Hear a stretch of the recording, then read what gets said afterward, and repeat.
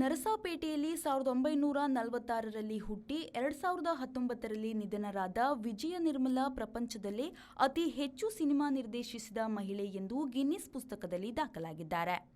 ಇವರ ಮೂಲ ಹೆಸರು ನಿಡುಧ್ವೋಲ್ ನಿರ್ಮಲಾ. 1965ರ ವಿಜಯ ಸ್ಟುಡಿಯೋದವರ ಯಂಗ್ ವಿಟ್ಟು ಪೇಂಟ್ ಸೂಪರ್ ಹಿಟ್ ಆದ ಮೇಲೆ ಇವರ ಹೆಸರು ವಿಜಯ ನಿರ್ಮಲಾ ಆಯಿತು. 1950ರಲ್ಲೂ ಮಚ್ಚರೆ ಕೈ ತಮಿಳು ಚಿತ್ರದ ಮೂಲಕ ಬಾಲನಟಿಯಾಗಿ ಬಂದ ಇವರು 1964ರ ಭಾರ್ಗವಿ ನಿಲಯಂ ಮಲಯಾಳಂ ಚಿತ್ರದ ಮೂಲಕ ನಾಯಕಿಯಾದರು. ತೆಲುಗು, ತಮಿಳು, ಮಲಯಾಳಂ ಎಂದರೂ ಇವರ ಸಿನಿಮಾ ಕಾರ್ಯಕ್ಷೇತ್ರ ತೆಲುಗು ಹಾಗೂ ಚೆನ್ನೈ, ಹೈದರಾಬಾದ್. ಕೃಷ್ಣಮೂರ್ತಿ ಮೊದಲ ಗಂಡ. ಆಗಿನ ಮಗ ನರೇಶ್ ಕೂಡ ನಟ. ಮುಂದೆ ತೆಲುಗಿನ ಖ್ಯಾತ ನಟ ಕೃಷ್ಣರನ್ನು ಮದುವೆಯಾದರು. ಸಿನಿಮಾ ತಯಾರಿಕೆಯಲ್ಲೂ ಮುಂದೆ.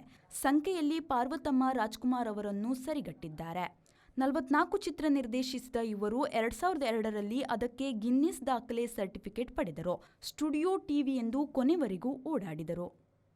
Founded in 1986, Gautam Group of Institutions has established itself as a premier center for higher education in Bangalore.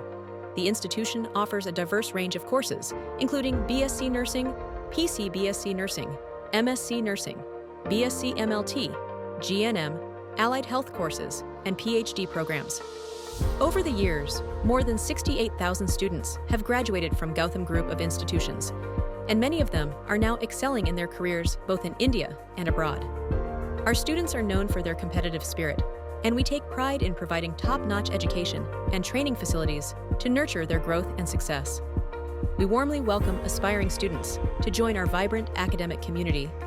Conveniently located near major metro and railway stations in Bangalore, our campus offers easy accessibility for students from all parts of the city and beyond. At Gautam Group of Institutions, we are committed to shaping the healthcare professionals of tomorrow.